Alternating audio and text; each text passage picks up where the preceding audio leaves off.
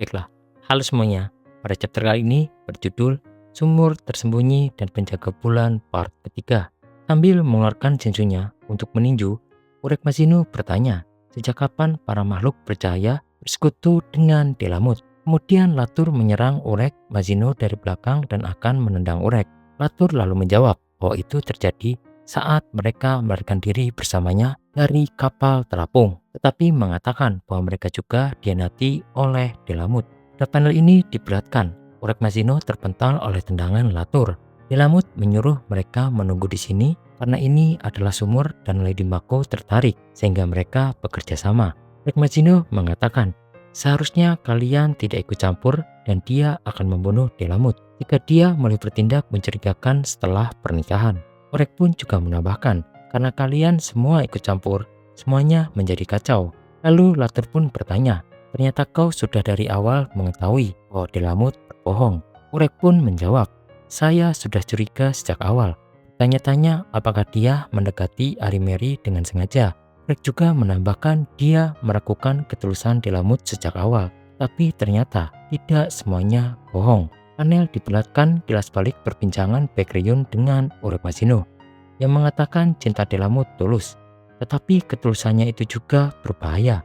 Urek mengatakan dia mengadakan pernikahan palsu untuknya, dan jika Delamut mengungkapkan niat sebenarnya pada upacara tersebut, dia bisa mendapatkan pembenaran untuk membunuhnya dan lulus ujian. Kemudian Latur pun kembali menyerang dan bertanya kepada Urek, apakah dia membutuhkan pembenaran untuk membunuh orang?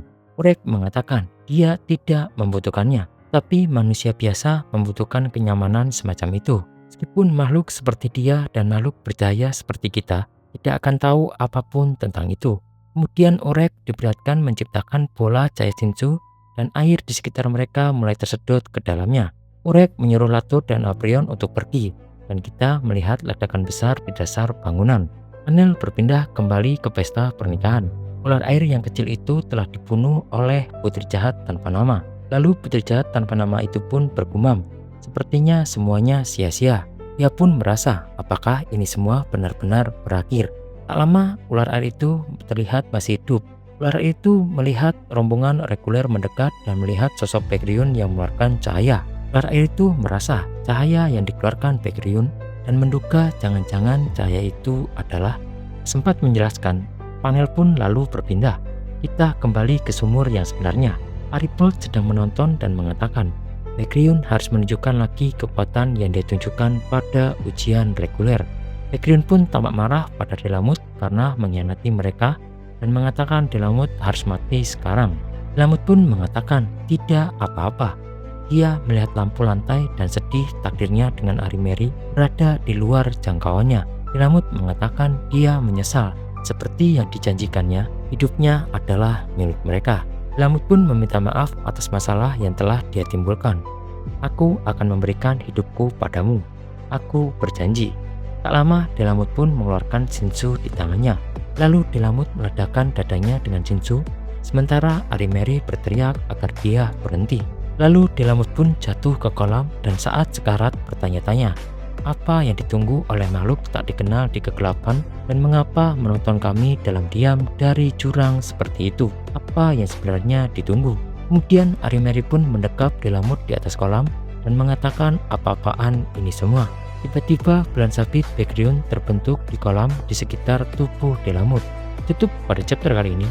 Semua reguler dan orang-orang di sekitar sumur terheran dengan apa yang baru saja keluar dari sumur. Ternyata ada seekor makhluk keluar dari sumur. Lady Mako pun bertanya-tanya, apakah itu tubuh utama ular yang dibicarakan putri jahat tanpa nama? Tapi putri jahat tanpa nama berkata, tidak, ini bukan ular. Ternyata seekor ikan ungu bertanduk keluar. Lalu ikan ungu itu berkata, sudah lama sejak ia keluar dari sumur dan menyebut dirinya Barimu atau Teresa dalam terjemahan webtoon. Ia bertanya, siapa orang ceroboh yang membuka sumur itu? Sudah terlalu lama aroma Shinsu di luar.